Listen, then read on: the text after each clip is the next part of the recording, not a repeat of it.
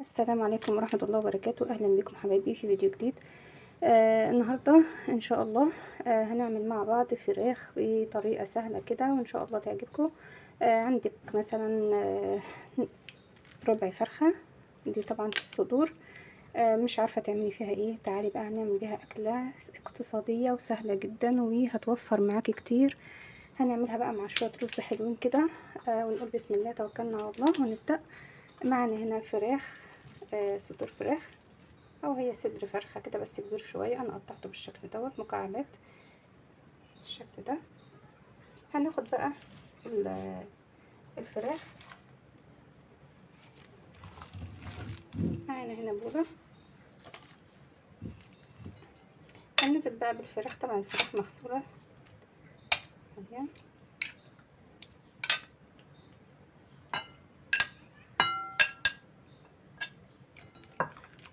هننزل عليها بواحدة زبادي،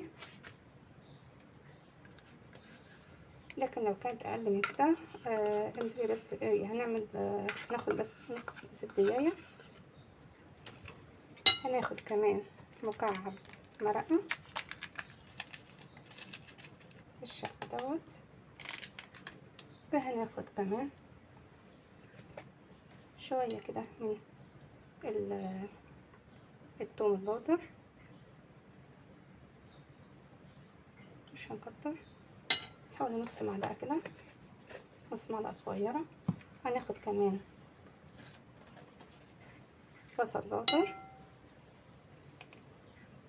طبعا لو معندكيش بصل بودر او توم بودر هنعملي ايه، هناخد المية بتاعة البصل، نفرم بصلاية كده وناخد منها المية بتاعتها. هنا معانا كمان بيضاية اهي، هننزل بيها كده. طبعا الملح مش هنكتر عشان حاطين مرق الدجاج. وهناخد كمان معلقة او شوية كده، معلقة صغيرة من الكاري، وشوية من الفلفل الاسود.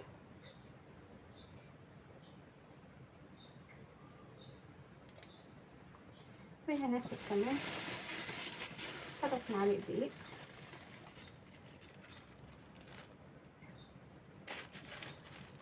ونقلب كل ده بقى مع بعضه بالشكل ده.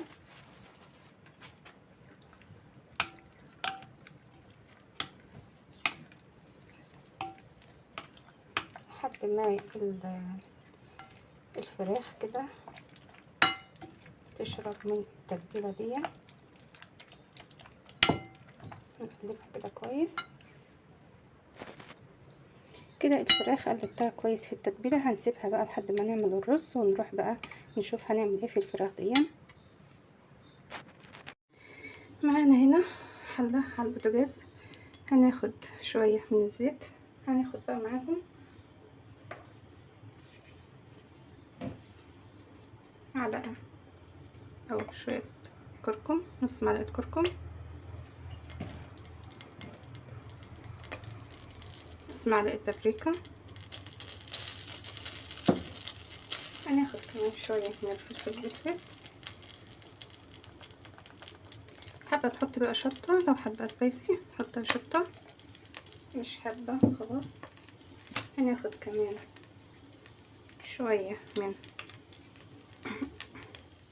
فلفل الثوم البودر، نص معلقه.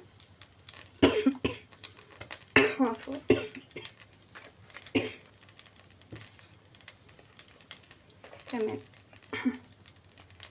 حطينا بصل بودر، هنحط كمان نص معلقه من الثوم البودر.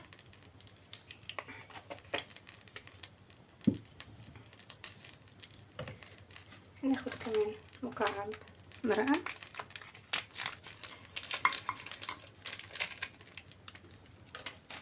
وكمان كيس صلصه،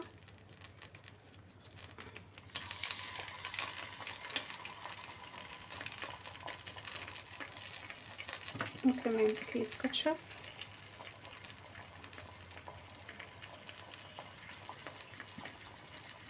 وهنقلب كل دوت.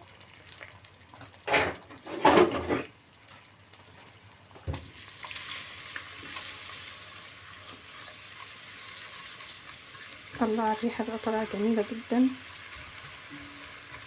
نحاول كده ندوب.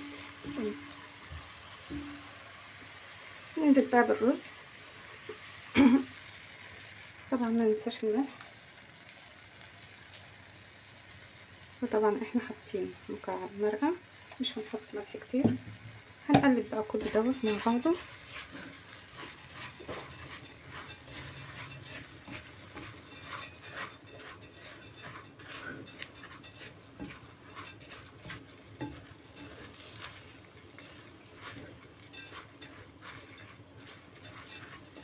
لحد كده ما الرز ياخد اللون الحلو دوت. طبعا سهل جدا ومش هياخد معاكي وقت خالص، وطبعا طعم الرز خطير. يا ريت تجربوه ان شاء الله يعجبكم.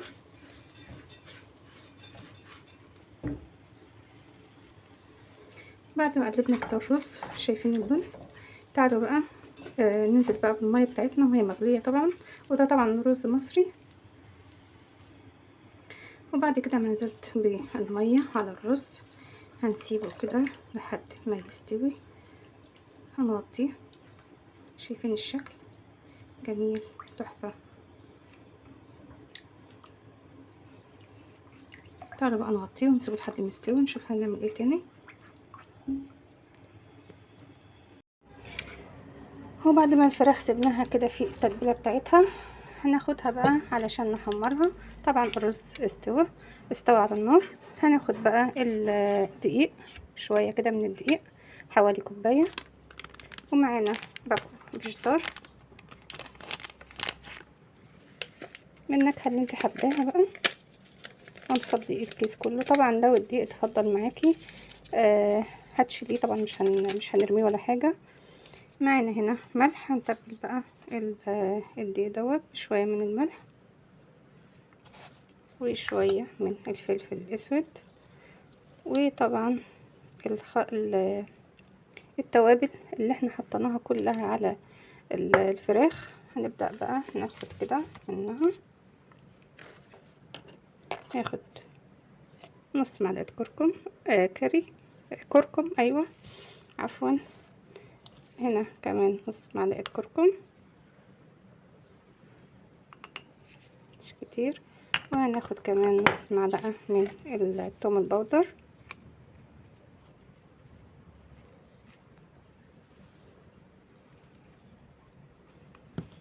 ونص معلقة من البصل البودر. وهنقلب كل دوت بقى كده مع بعضه. ادي البصل. تعالوا بقى نقلب كل ده مع بعضه كده.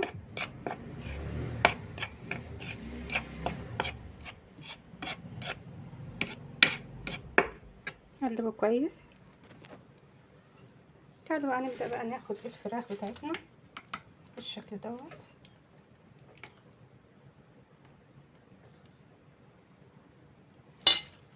ونبدأ بقى في الدقيق كده بالشكل ده، قطعة قطعة كده اهي.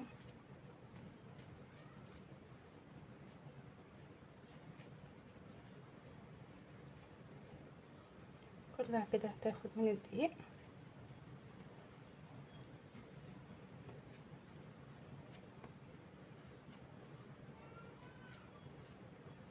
حابة تقطعيها اصغر من كده مفيش اي مشكلة اهي. هنكمل بقى المقدار كله ونروح على البوتاجاز ونحمره. معانا بقى الزيت على النار لحد كده ما يقدح او يسخن شوية، ونبدأ بقى ننزل بيه الفراخ. تعالوا بقى ننزل بيه الفراخ. بسم الله.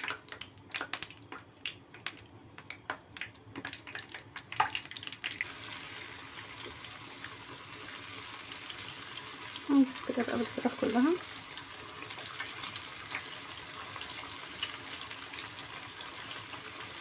طبعا مش بتاخد معنا وقت في التحمير.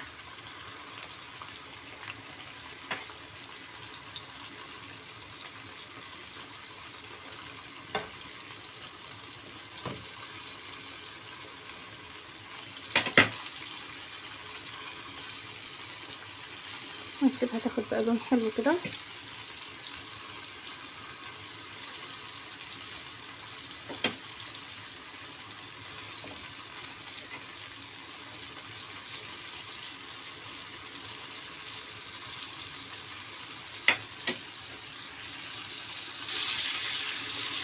هنبدأ بقى كده، شايفين اللون لازم يبدأ لون ذهبي كده حلو. وبعد كده هنبدأ بقى نخرج من الزيت على مناديل مطبخ طبعا. شايفين اللون جميل جدا، شايفين اللون الله جميلة وريحتها تحفة. يا ريت تجربوها ان شاء الله تعجبكم. بس كده هنبدأ بقى نخرجها من الزيت. وده شكل الرز بعد ما استوى كده، شكله جميل ولونه جميل وريحها ما شاء الله جميلة جدا. هناخد بقى الفراخ ونبدأ بقى نرصها كده على الوش.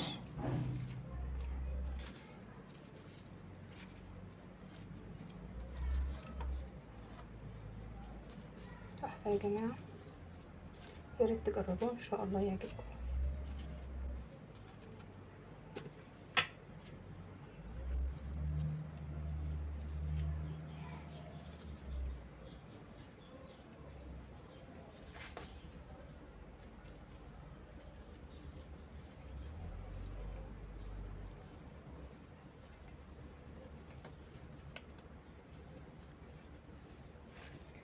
ناخد شوية بقى من كاتشب.